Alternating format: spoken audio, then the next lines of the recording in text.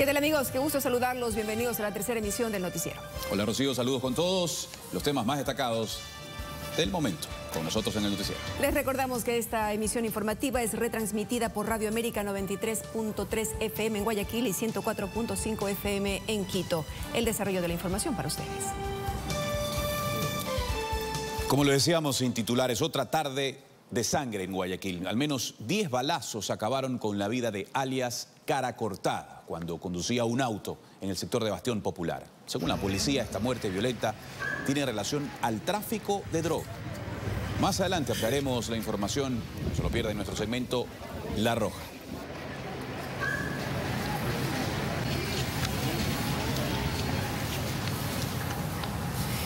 Y delincuentes se enfrentan a bala con la policía en el asalto a un bus en el noroeste de Guayaquil. Jorge García nos cuenta que los pasajeros vivieron momentos de pánico. Detalles. El atraco ocurrió en cuestión de minutos. 40 personas fueron blancos de la delincuencia. Al conductor del colectivo se le llevan las monedas y el billete de la vuelta. Una patrulla de la policía se percató del atraco. Inmediatamente un gendarme intenta subirse, pero es recibido a bala. Le disparan 3 veces. La gente en el sector asegura que la zona es muy insegura y de eso se aprovechan los antisociales. Sí, los asaltos a los buses bastante. A partir de las 7 de la noche, 5:30 de la mañana. En el atraco un delincuente fue golpeado por los pasajeros. La indignación de las víctimas por poco llega a mayores. Por medio del EQ91 nos alertaron y procedimos a avanzar a darle colaboración a los compañeros que estaban realizando el operativo, que por la radio estaban informando que estaban en persecución y que recibieron impactos de bala. Todo hace presumir que los zampones son parte de una banda que opera en el sector. Entre los detenidos tenemos al ciudadano Gregorio B., con 29 años de edad. El mismo posee 4 antecedentes. También al ciudadano Edison G., de 31 años de edad, que igual posee 4 antecedentes. Espacio dispuesto por la Secretaría General de Comunicación de la Presidencia.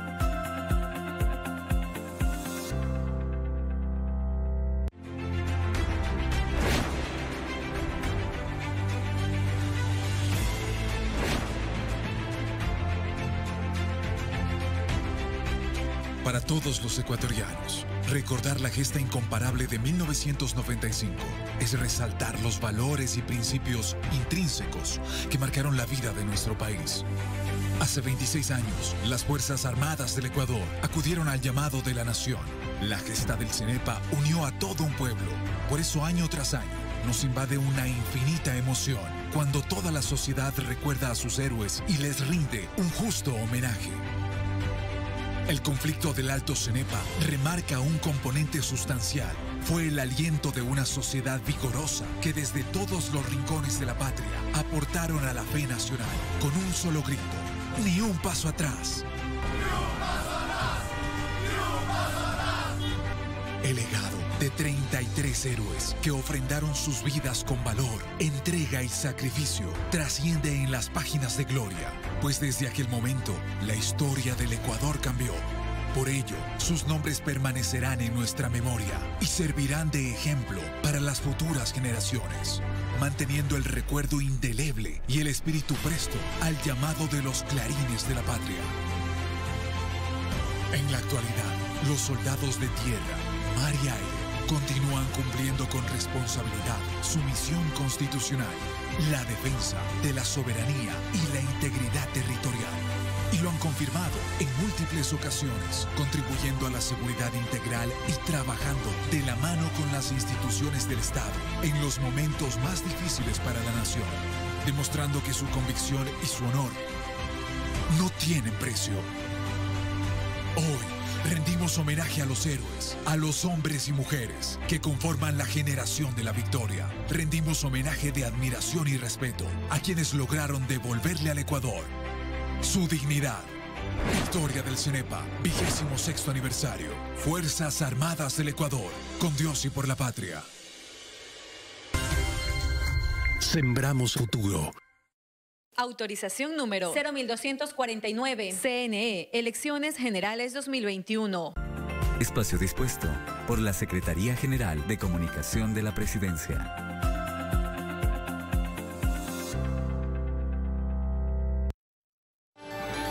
Bien, continuamos con más noticias. En instantes les ampliaremos una información de último momento relacionada a la movilización de tropas peruanas junto a la frontera con Ecuador. Las razones, en breve, en el noticiero.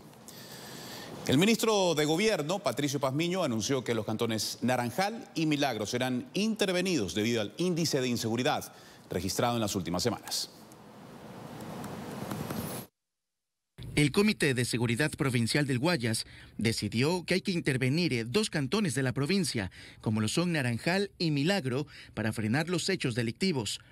Otros 4 cantones, como Daule, El Empalme, Balsar y Balao, también podrían ser los siguientes en la lista. La intervención por parte de la Fuerza del Orden es necesaria.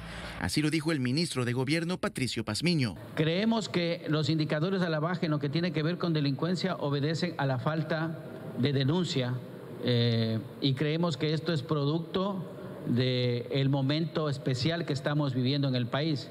Esta es la primera acción conjunta para reducir los índices de violencia en lo que va del 2021. Si ponemos atención en las cifras, a nivel nacional se van registrando 95 muertes violentas en este año. De ese total, 46, es decir, casi el 50% de los asesinatos están en Guayas. La situación preocupa a las autoridades, que este martes se convocaron desde diferentes sectores y allí estuvo la Fiscalía. A través de nuestras investigaciones, sin vulnerar la seguridad jurídica, sin vulnerar el debido proceso, hemos pedido a nuestros compañeros fiscales en cada uno de los cantones actuar con transparencia, dar la respuesta que quiere la ciudadanía. La mayoría de crímenes cometidos en estos cantones se han hecho con armas de fuego y están vinculados a la violencia criminal. Y la suma de todas las partes y la participación de todas las instituciones desde su misión y desde su trabajo, creemos que al fondo podrá tener un impacto en lo que tiene que ver con seguridad. Por la problemática, las alcaldías involucradas junto a la policía van a diseñar estrategias para hacerle frente a la delincuencia y con ello puedan bajar los índices delictivos. Los alcaldes ya se lo conversó con cada uno de ellos para que ellos establezcan sus mesas de seguridad en donde se va a articular cuál es el contingente con el que cada uno de los cantones necesitaría para poder realizar este tipo de operativos y mayor control. No es la primera intervención en cantones de Guayas. El 17 de diciembre del 2020 también se tomó esta medida drástica en Naranjal, Milagro y Daule. Con esta intervención, los agentes de inteligencia y grupos tácticos de la policía atacarán el AMPA. Emilio Zamora, TC Televisión. Y mientras tanto, los familiares del menor asesinado por un amigo en Socio Vivienda 2 en Guayaquil no tienen dinero para los gastos fúnebres, mientras el asesino está prófugo. En esta cancha de la Liga Barrial de Socio Vivienda 2, en el noroeste de Guayaquil, Ardilla, como lo conocen sus amigos, se formaba como futbolista, pero las malas compañías estaban a su alrededor. Así andaba con mala junta, ya el pelado se desvió y ahorita regresó de nuevo a volver a entrenar y sucedió esto lo que pasó. Y la tarde de este lunes su vida cambió por completo cuando su amigo Justin Pacheco Caicedo, de 14 años, le dio una cachetada. Ardilla reaccionó y lo atacó con un cuchillo. Se encontraban realizando actividades recreativas en una bicicleta. Se había producido una discusión entre los dos, de los cuales uno de los adolescentes, al sentirse afectado, con una arma blanca, cuchillo, le realiza una herida a la altura del pecho. El homicida, aparentemente arrepentido, pidió ayuda a los vecinos. La víctima fue trasladada a una casa de salud, pero la herida provocó su muerte. A lo que salgo, ya veo al chico que cae allá. ¿Usted escuchó a los niños gritar o a quién gritar? No, a gente grande. Escuchó gritar, entonces yo salgo y ya está el niño cae boca abajo allá. Pero el niño, pero dice que están jugando. Que mi sobrino, el muerto, le ha pegado una cachetada al otro chico. Y ahí el chico lo ha cogido con el cuchillo y le ha mandado la puñalada. Eso es lo que tengo entendido yo. De Ardilla no se sabe nada, y es que tal como el roedor, fue tan veloz que desapareció sin dejar rastro. Stalin Vaquerizo, TC Televisión. Vamos a los temas preocupantes también relacionados al COVID-19. En los pacientes que están en estado crítico, que se han incrementado el número en el hospital del IES Quito Sur. Pasó de un promedio diario de 2 contagiados graves a 6. La muerte nuevamente ronda el hospital del IES Quito Sur. En el exterior es más evidente el dolor de quienes perdieron a un ser querido por COVID-19. Los padres de Wilson Paredes, de 75 años de edad, se infectaron con el virus. Nosotros nunca supimos cómo se contagió. Lamentablemente, su papá falleció a la espera de una cama de cuidados intensivos. Nos dejó un hueco bien grande, padre, un dolor enorme que nunca se va a poder superar. Al momento, aproximadamente 50 personas esperan ingresar al área de cuidados críticos, pero se encuentra colapsada. Antes llegaban de 2 a 3 pacientes con síntomas graves, ahora llegan entre 5 y 6. El tema es que los pacientes tienen una complejidad alta. ¿Esto qué quiere decir? Que necesitan de hospitalización. Pero lo más preocupante es el incremento en el número de personas que mueren a diario, que se duplicó con respecto a la semana anterior. Estamos con una media de 5 a 7 pacientes diarios.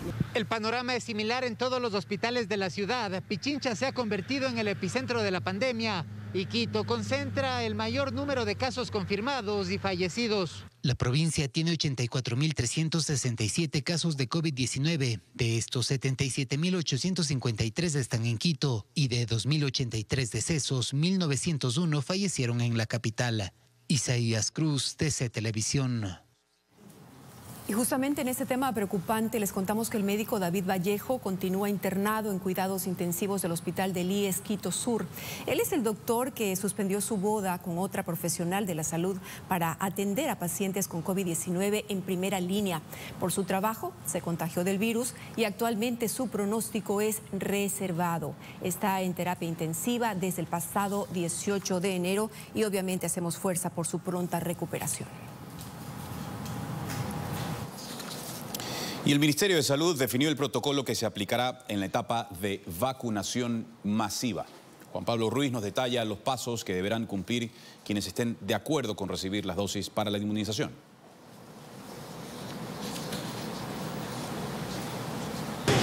El registro será virtual y para completarlo habrá que cumplir 3 pasos. Primero, el usuario que acceda voluntariamente a la vacuna gratuita debe ingresar a una plataforma que está siendo desarrollada por el equipo informático del Banco del Pacífico. Tras el registro, el sistema automáticamente le notificará el lugar y hora para la primera y segunda dosis. Ya entre 21 y 42 días es la siguiente dosis, diríjase a donde seguramente se vacunó la primera vez, eso va a ser lo más fácil. En caso que requiera cambiar el lugar de vacunación para la segunda dosis, deberá registrarse nuevamente. Es muy importante que nosotros tengamos confidencialidad en el término de quién se vacunó, a qué hora se vacunó, cuál persona. Toda esa cosa tiene que ser mantenida de manera confidencial. Para la inmunización a gran escala se ha asegurado 18 millones de dosis, 4 millones con Pfizer, Oxford y COVAX y otras 8 millones con la iniciativa COVAX liderada por la OMS. Son estrategias que van al mismo nivel, se tienen que lanzar al mismo nivel, como también no disminuir las medidas de bioseguridad. En la vacunación masiva se prevé aplicar 18 millones de dosis, alrededor de 9 millones de ecuatorianos. ¿Qué aspiro? Bueno, justamente que no me dé la enfermedad. ¿Qué aspiro de la vacuna? Que se acabe esta pandemia primeramente para poder seguir a trabajar. El inicio de esta etapa está prevista para dentro de 3 meses. Juan Pablo Ruiz, TC Televisión. Anoche manifesté que no había que satanizar el plan de vacunación por los casos de personas que se han vacunado sin estar en la lista o por el hecho de ser médicos o centros privados. Cerca de 4.000 personas han recibido ya su primera dosis, entre médicos de primera línea y ancianos. Y esto es muy bueno, como plan piloto, porque significa que sí podemos avanzar a la siguiente fase. Sigo defendiendo el plan de vacunación porque ha funcionado, pero cuando hice el comentario anoche desconocía que en el centro privado al que se destinaron algunas vacunas se encontraba una familiar íntima del ministro de Salud y que ella fue vacunada. Lamento tener que expresar mi rechazo a este acto, porque la señora familiar del ministro nada tiene que ver. enhorabuena, se ha vacunado, lo necesitaba porque es vulnerable. Pero el ministro Ceballos es un funcionario público y apretando su corazón debió privarse de vacunar a su familiar y no privilegiarse de su puesto.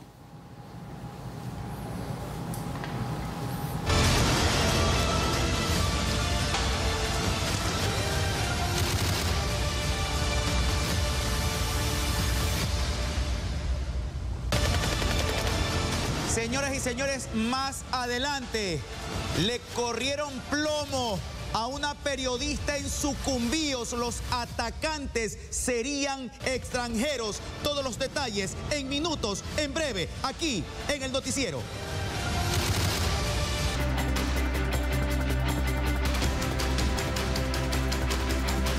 Como lo mencionábamos hace instantes, el gobierno de Perú desplegó hoy a sus Fuerzas Armadas en la frontera con Ecuador. Esto, han dicho, para disuadir la inmigración ilegal que presuntamente se ha incrementado en las últimas semanas con la llegada de venezolanos desde Ecuador. En la ribera izquierda del río Zarumilla, frontera con Perú, se ubicaron más de 50 vehículos del ejército peruano, entre tanques, patrulleros y equipos blindados, y más de 1.200 efectivos militares. El objetivo es vigilar 30 pasos clandestinos utilizados por la migración ilegal de venezolanos. En la línea de frontera estuvieron la ministra de Defensa, el ministro del Interior del vecino país y el jefe del Comando Conjunto de las Fuerzas Armadas de Perú. Señoras y señores, se puso rudo la cosa.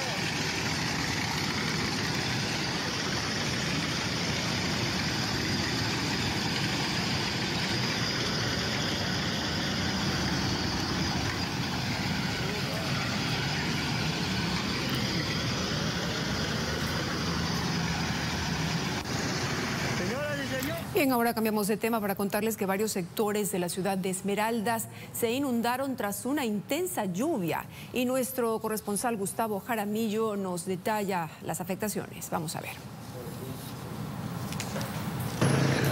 Varios sectores de Esmeraldas han resultado afectados por las fuertes lluvias registradas durante los últimos días. En el barrio Colinas del Norte, los moradores comentan que tienen problemas por el sistema de alcantarillado. Problema de que no tenemos el alcantarillado. Entonces, como no haya el alcantarillado, no nos pueden asfaltar. Entonces, mientras no haya eso, seguiremos todo el tiempo igual.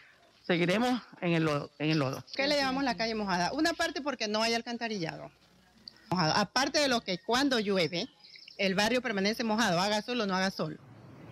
Del mismo modo, en el barrio 5 de agosto encontramos casas con el agua infiltrada a causa de las lluvias. De igual forma, el mal estado del alcantarillado ha hecho que se generen piscinas alrededor de las viviendas de este sector. Sí, siempre que llueve yo me hundo.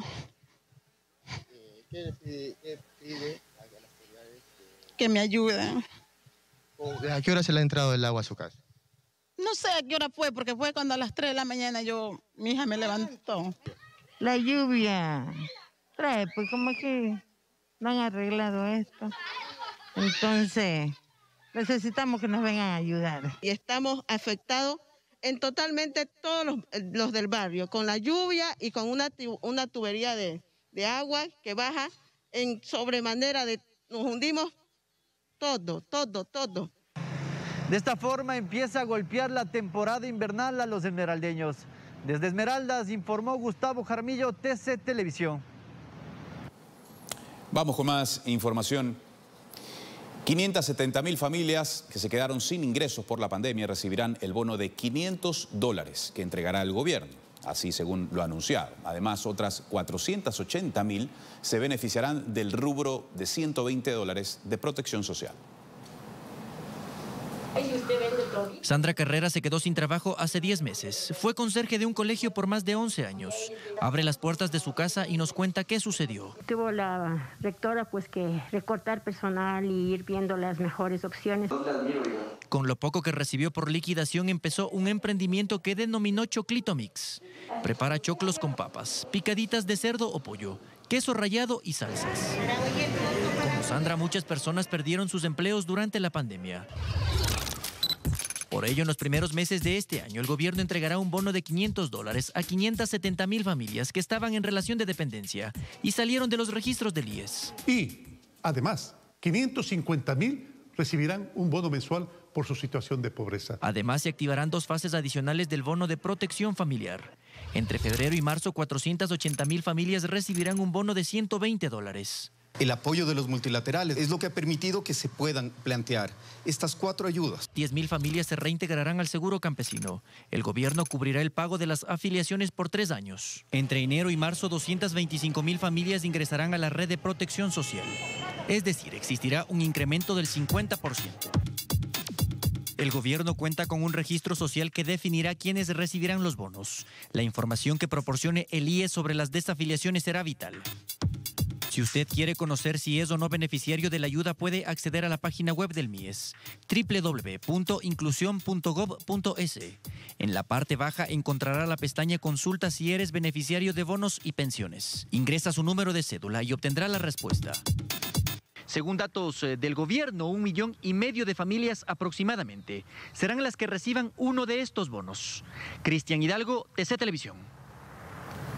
Y tras la tercera sentencia dictada contra el ex vicepresidente Jorge Glass, su defensa maneja una posible unificación de penas para que acceda al beneficio de la prelibertad. La última condena es de 8 años de prisión con el caso Zingue. El ex vicepresidente Jorge Glass recibió su tercera condena, esta vez por el caso Zingue. Fue sentenciado a 8 años de prisión por peculado. Sin embargo, el fallo aún no está ejecutoriado por posibles recursos de apelación y casación. Aún así, su abogado reaccionó. Glass tiene los días contados para recuperar su libertad. Y es que maneja la teoría de la unificación de penas y no de acumulación. Es decir, la sentencia de 6 años de Odebrecht, la de 8 de sobornos y la de 8 de Zingue, en caso de que se ejecutoríe, se harían una sola y aplicaría la mayor, o sea, 8 años de privación de libertad. Sin embargo, la última palabra la tendrá un juez penitenciario, según juristas. La norma que rige la interpretación constitucional cuando hay este conflicto o eventual conflicto entre 2 normas es la de la favorabilidad, es decir, aquella interpretación que favorezca la libertad de la persona. En caso de la unificación de penas, la defensa de Glass busca su pronta excarcelación. También un juez penitenciario decidirá si debe cumplir el 40 o el 60% de su pena para seguir con su condena en libertad. Según su abogado, entre diciembre y febrero Glass ya cumple el 40%. Cabe recordar que en marzo del año pasado la defensa del ex vicepresidente ya solicitó la prelibertad en la sentencia de Odebrecht, pero no hay respuesta. Fabiola Santana, TC Televisión. Y en algunas calles de Guayaquil se está promocionando el documental Venezuelización, Latinoamérica en peligro. Las vallas promocionales presentan imágenes de la situación venezolana, del costo de la vida en ese país y del éxodo de cientos de miles de venezolanos hacia otros países de América. El mensaje del documental es plantear la posibilidad de que la misma situación podría presentarse en nuestro país. El cortometraje será estrenado el 29 de marzo en plataformas digitales.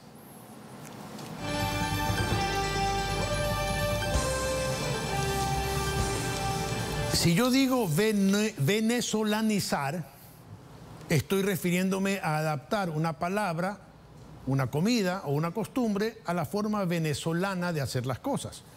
Pero si digo venezuelizar, estoy refiriéndome a convertir algo bueno en una porquería. Cuando vi estas vallas en Guayaquil, me pregunté, ¿es posible que Ecuador pueda venezualizarse? ¿Es posible que los ecuatorianos tengamos que huir de nuestro país como lo hacen los venezolanos? Que huyen porque no tienen qué comer y ni siquiera pueden protestar. En su mayoría son jóvenes que creyeron primero en Hugo Chávez y luego en el impresentable Nicolás Maduro. Pensaron que había llegado su momento de gobernar, que los mayores ya habían tenido su oportunidad y que finalmente alguien los representaba en el poder. Bueno, pues se equivocaron.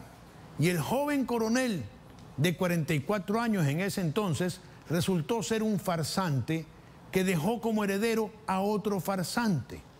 Se apoderaron de todas las instituciones, votaron a los ricos, crearon una nueva gallada de millonarios que se robaron todo, petróleo incluido. Hoy Esos jóvenes engañados han dejado Venezuela para buscar dinero que enviarle a sus padres e hijos que se están muriendo de hambre. Algunos dirán que eso no puede pasar jamás en Ecuador, pero yo les aseguro que sí. Y les voy a decir cómo puede suceder. Primero, que llegue al poder alguien que piense como Chávez o Maduro, que les haga creer que hay que acabar con los ricos para que los pobres dejen de ser pobres, que quiera controlar todos los poderes del Estado, incluso los medios de comunicación, que les diga que los bancos son sus enemigos y que los empresarios solo quieren explotarlos. Obviamente también se requiere que usted le crea. Otros pensarán, pero Ecuador es un país dolarizado y es muy difícil que pase algo así porque tenemos dólares. Lo que usted quizás no sabe es que la dolarización se mantiene mientras ingresen dólares. ¿Y qué cree usted que harán los que tienen dólares si llega algún simpatizante de Maduro al poder? Sacar sus dólares y mandarlos al exterior. ¿Qué pasará en ese momento?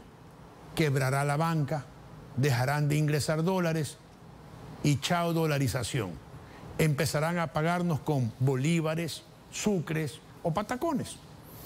Pero aún así, usted puede estar dudando y pensar, este periodista está exagerando.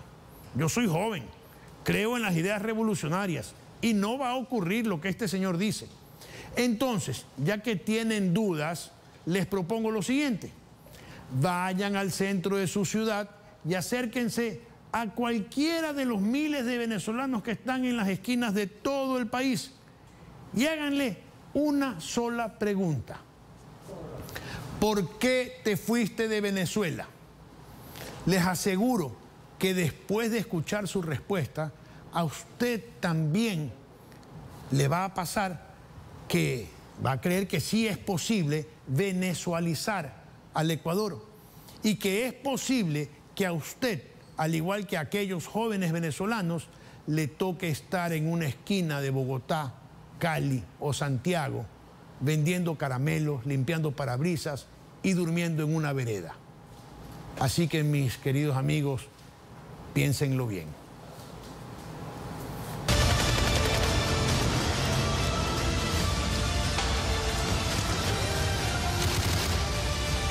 Más adelante, señores y señores, por favor, señor productor, ponga las imágenes. Esto no podemos dejar pasar. No podemos dejar pasar, señoras y señores, contumaz, violento, avesado, bellaco, delincuente, pillo, pistolero, ampón, gaznápiro. Disparó contra los uniformados de la policía después de atracar a los ocupantes de un bus de servicio urbano en la ciudad de Guayaquil, junto a otro compinche. Los detalles en pocos minutos. También les contamos, la sentencia de destitución dictada contra el prefecto de Manaví, Leonardo Orlando, sería ilegal, según constitucionalistas. De igual forma, las medidas cautelares concedidas a favor del funcionario. El viernes anterior, un juez de Los Ríos resolvió el inicio de la destitución del prefecto de Manaví, Leonardo Orlando, lo que no procede según el constitucionalista Jorge Benavides. Quiere destituir el juez de Pueblo Viejo a un prefecto electo por voto popular, cuando esa facultad exclusiva la tiene la Corte Constitucional. Sin embargo, un día después, la autoridad manavita solicitó medidas cautelares para evitar la aplicación de la sentencia. Fueron concedidas, pero tampoco eran viables, según el constitucionalista Ismael Quintana. Usted no puede otorgar medidas cautelares para frenar o intentar detener la ejecución de una decisión judicial. Ahora lo que procede, según el jurista, es que el juez riocense pida a su par la revocatoria de la medida cautelar y a Orlando demandar ante la Corte Constitucional al juez que ordenó su destitución por incumplimiento de sentencia. El litigio inició en octubre pasado cuando el representante de Ranicor S.A., Tito Álvarez, interpuso una acción de protección que fue concedida por el juez de Los Ríos. Dispuso a la prefectura que se anule la terminación unilateral del contrato del proyecto Sistema de Riego y Drenaje San Agustín y que Ranicor siga con la obra, lo que no se cumplió, pues el prefecto sostuvo que hay irregularidades. De manera extraoficial, el denunciante dijo que interpuso otro recurso ante el juez que concedió las medidas cautelares a Orlando. Fabiola Santana, TC Televisión. Revisemos otro tema. El Consejo Nacional Electoral dispuso el envío de los paquetes electorales al exterior sin la papeleta de parlamentarios andinos. Los documentos habrían salido del país la tarde de este lunes, pese a que la presidenta Diana Tamain dijo que esperarían hasta el jueves 28 de enero para tomar una decisión. Los paquetes fueron enviados a países de distintos continentes. Se prevé que las papeletas de parlamentarios sean enviadas en una nueva fecha.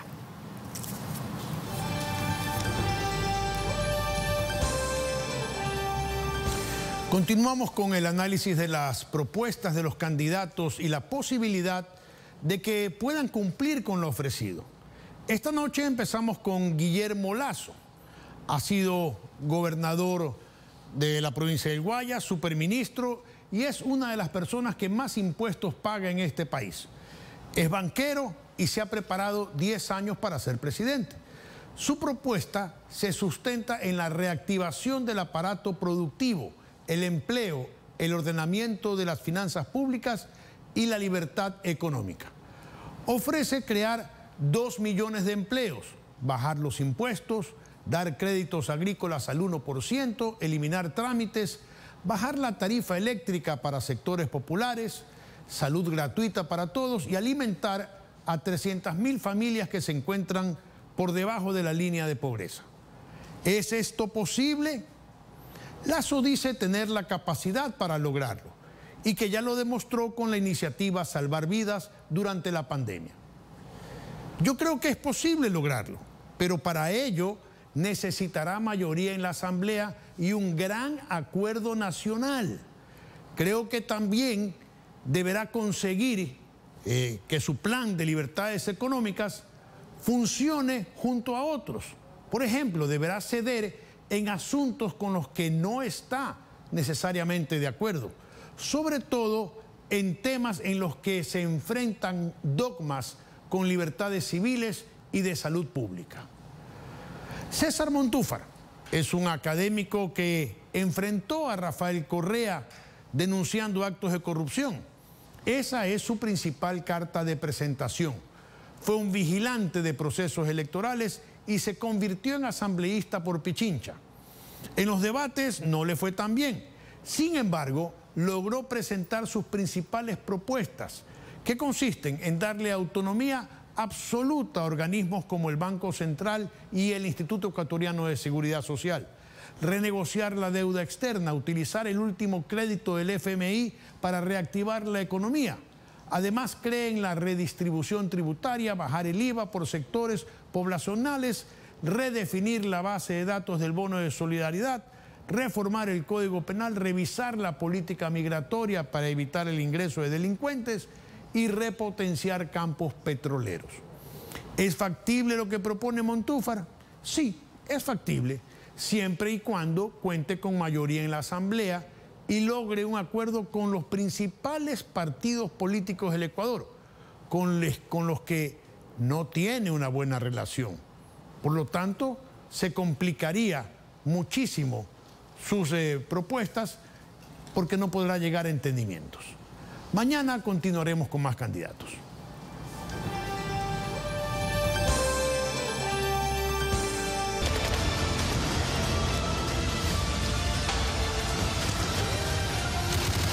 Señoras y señores, de último momento, 5:30 de la tarde, zumbó el plomo en Bastión Popular. Quebraron a alias Cara Cortada. Al menos 9 impactos de bala recibió una persona en el interior de su vehículo cuando conducía por el bloque 10 de Bastión Popular en el noroeste de Guayaquil. La policía acudió al sitio e identificó al victimado por un alias, Cara Cortada, con 5 detenciones a su haber. Por sustancias, por situación de banda, por arma, algunas situaciones que reflejan su historial.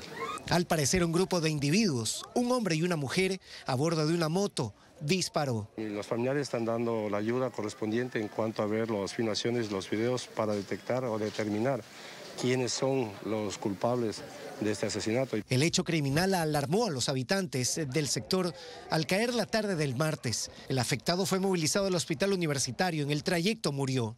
Aquí en el sector, a unas 6 cuadras, fueron las 2 muertes violentas que ocurrieron. De igual manera, ahí como por mega operativo se hace constante operativos en el sector.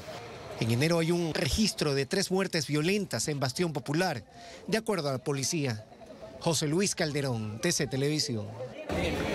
Más datos sobre este caso en nuestras próximas emisiones.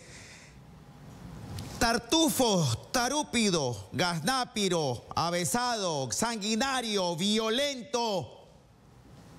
Le disparó a los policías. Le disparó a los policías, señores. Eso no lo podemos permitir ni como sociedad, ni como justicia, como nada. Este violento avesado le disparó a los policías con balas dundún, altamente destructivas. Aquí el video.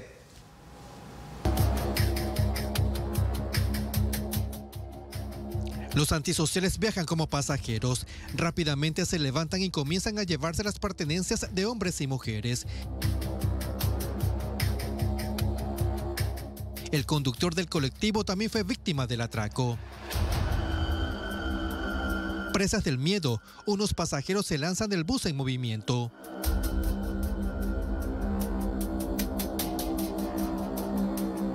Los delincuentes se percatan de la presencia de la policía y obligan al chofer a que los atropelle. Un agente intenta subirse, pero el ladrón le dispara en 3 ocasiones. Véalo una vez más. Por suerte, ninguna bala alcanzó al uniformado. 2 ocasiones al cuerpo. Directamente al cuerpo, no logrando impactar. ¿En qué tiempo ustedes llegaron cuando se estaba ejecutando el robo? Fue inmediato porque una motocicleta nos avisa, que no se quiso identificar, nos avisa que en el bus de la 160 venían 2 personas amedrentándolas a los pasajeros, quitándoles sus pertenencias.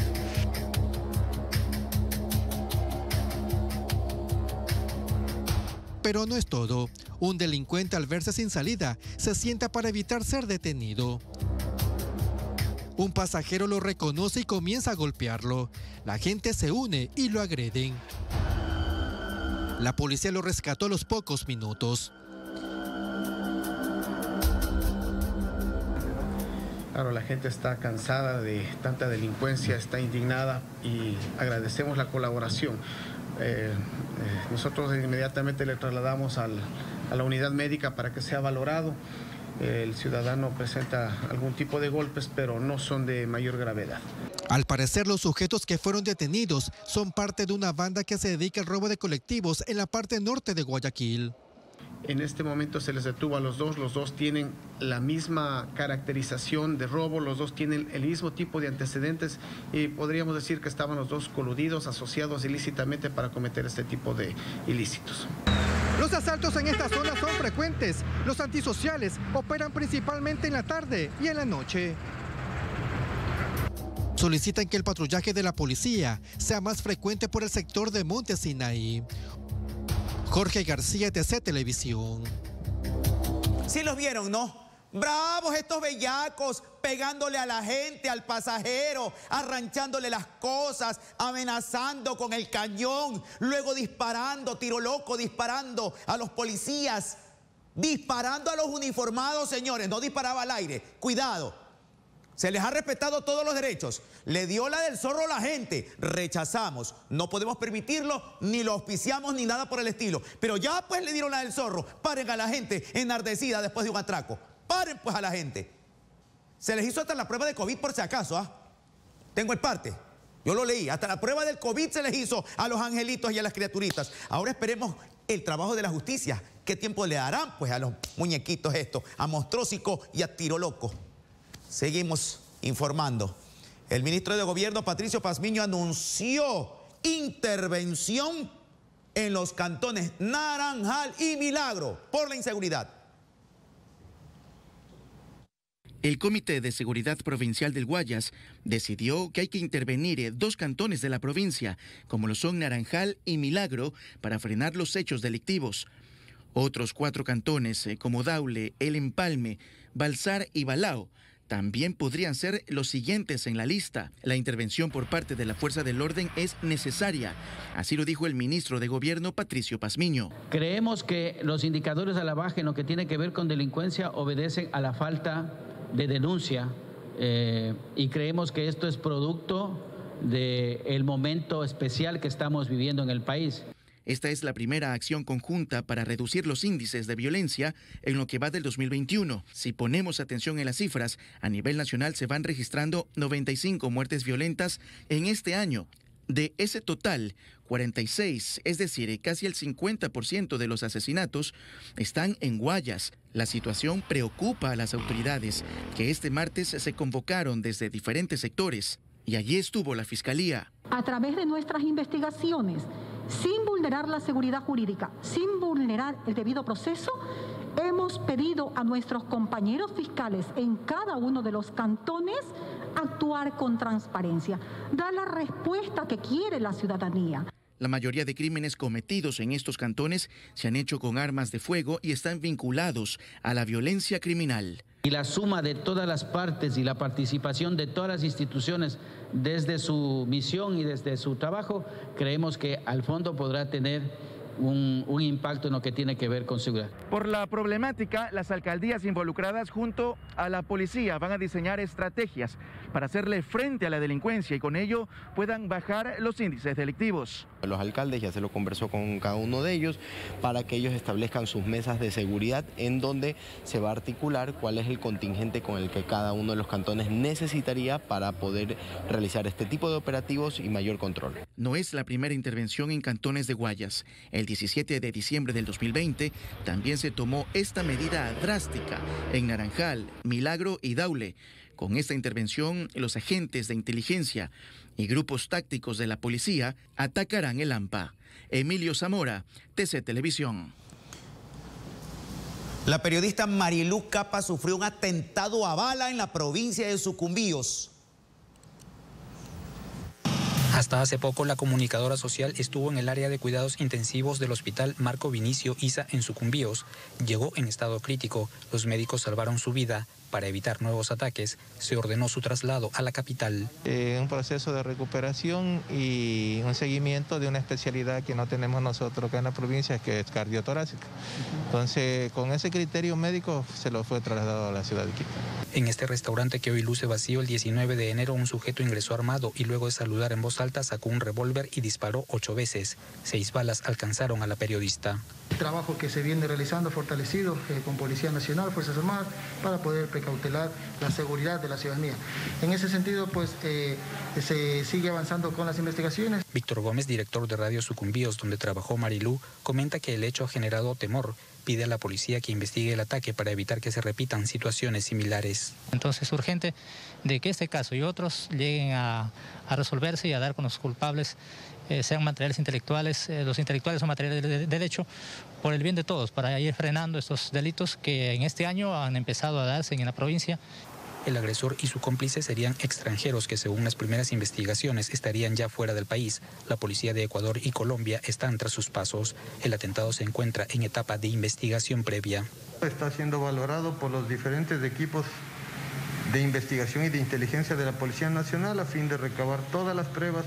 Buscamos a los familiares de Marilú Capa, pero se nos informó que por seguridad ellos también fueron evacuados a la capital. La comunicadora será sometida a nuevas intervenciones quirúrgicas en las próximas horas para salvar su vida. Desde el Lago Agrio, con imágenes de Víctor Quilumba, Fernando Escurra, TC Televisión.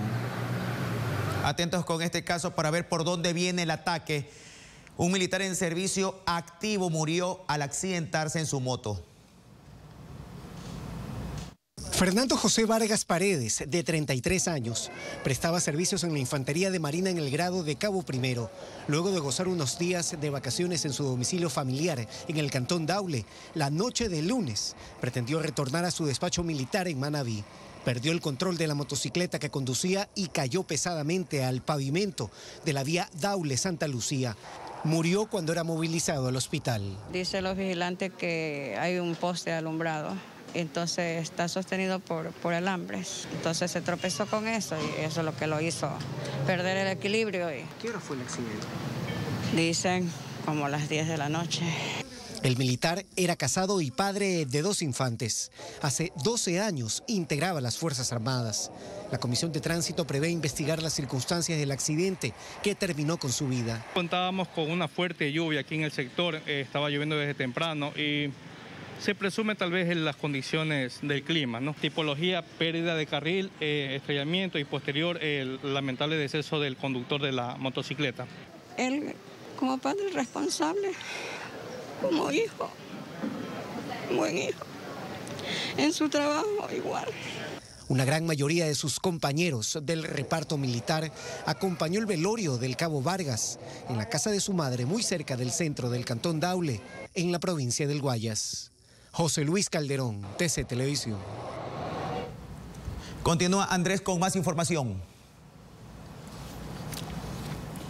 Así es, Mauricio, los datos que les contábamos minutos atrás. El gobierno de Perú desplegó este martes a sus Fuerzas Armadas en la frontera con Ecuador para disuadir la inmigración ilegal, se ha dicho, que se ha incrementado en las últimas semanas con la llegada clandestina de ciudadanos extranjeros, en su mayoría venezolanos. Se trata de 50 vehículos y más de 1000 militares.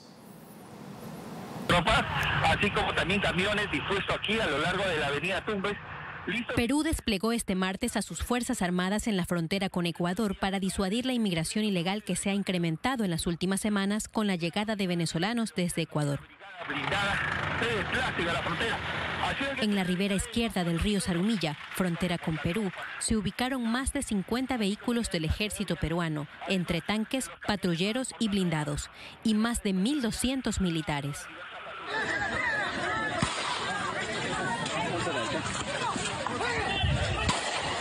Avance, señora, avance, pues avance. La ciudad de Tumbes, en el norte de Perú, es el principal punto de entrada para los migrantes de Venezuela que cruzan Colombia y Ecuador tratando de llegar a los países del sur del continente. En la línea de frontera estuvieron el ministro del Interior del vecino país y el jefe del Comando Conjunto de las Fuerzas Armadas de Perú, así como la ministra de Defensa, Nuria Esparch. Tenemos un despliegue tanto del lado peruano como del lado ecuatoriano. También hemos observado tropa ecuatoriana de los dos lados de la frontera y creo que eso muestra que estamos haciendo un esfuerzo conjunto para garantizar que cualquier paso de un lado a otro sea por la vía legal y por la vía correcta. Hay personas aquí. Esto no es un tema únicamente de contrabando, de un ilícito. Aquí hay personas y tenemos que garantizar que los derechos y además la vida de todas las personas involucradas sean cuidadas.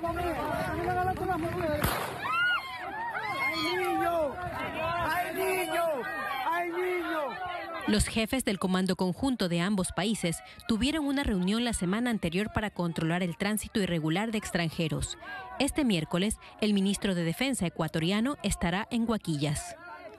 La frontera entre Perú y Ecuador está cerrada por el brote de coronavirus, pero desde principios de este mes, los militares de los dos países han detectado y destruido 11 rutas utilizadas por caravanas de inmigrantes ilegales y vehículos de contrabando.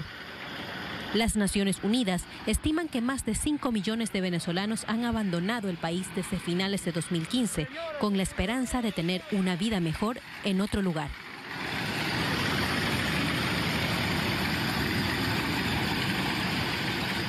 Alina Manrique, TC Televisión. Muy bien, compañeros y amigos, así concluimos. Gracias por su atención. Un abrazo, que estén muy bien. Buenas noches.